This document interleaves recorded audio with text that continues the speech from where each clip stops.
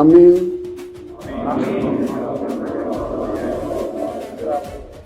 সংসদ সদস্য নির্বাচিত হইয়া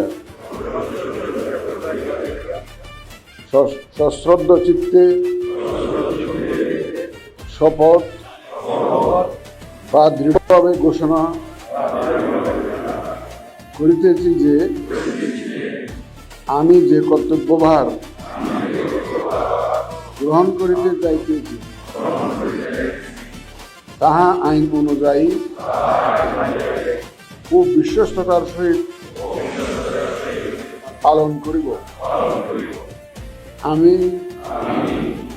বাংলাদেশের প্রতি অকৃত্রিম বিশ্বাস ও আনুগত্য পোষণ করিব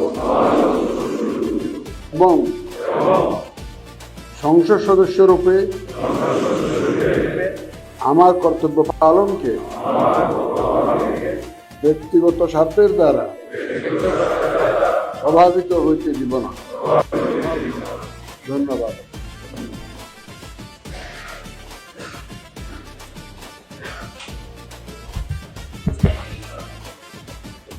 নির্বাচন কমিশনার এবং আজকের শপথ পাঠদানকারী জনাব এম এম নাসির